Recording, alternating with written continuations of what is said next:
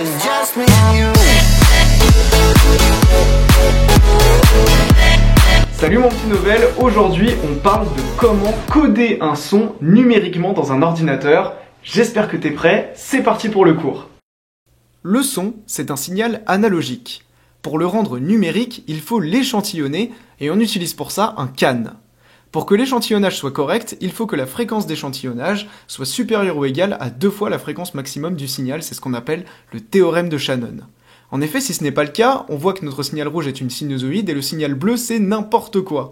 Alors que si on respecte cette condition, on voit que notre signal bleu suit parfaitement la forme de notre signal rouge. On peut ensuite quantifier le signal, c'est-à-dire n'en garder que certaines valeurs numériques, et c'est grâce à ça qu'on va pouvoir traduire notre signal numérique en binaire.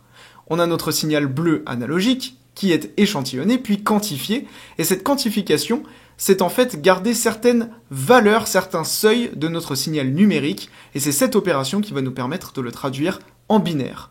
On va ensuite garder 0, 0, 0, 0, puis 0, 1, 1, 0, etc., etc., ce qui va nous permettre de traduire notre signal numérique en une suite de bits. La gamme dynamique d'un signal, ce sont ses valeurs possibles, c'est-à-dire son amplitude. Et les bits que l'on obtient peuvent être regroupés en 8, c'est ce qu'on appelle un octet. C'est cette information, l'octet, qui va nous permettre de connaître le poids d'un fichier.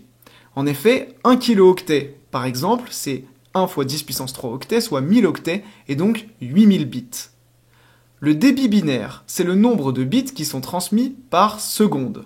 Le débit binaire, il est égal à la fréquence d'échantillonnage fois le nombre de bits de la quantification fois le nombre de canaux. Si le canal est mono, on en a 1, si le canal est stéréo, on en a 2. La taille ou le poids d'un fichier audio, c'est égal au débit binaire fois la durée de ce fichier audio en secondes.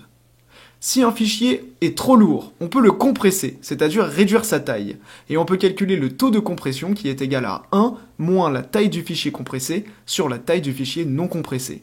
Et ce taux de compression, on peut l'obtenir en pourcentage en multipliant cette formule par 100. J'espère que ce cours t'a plu, cette vidéo a été réalisée en collaboration avec Nathan, et moi je te dis à tout de suite sur mon site novelclass.com pour découvrir les méthodes et les exercices corrigés sur ce chapitre. A tout de suite sur novelclass.com.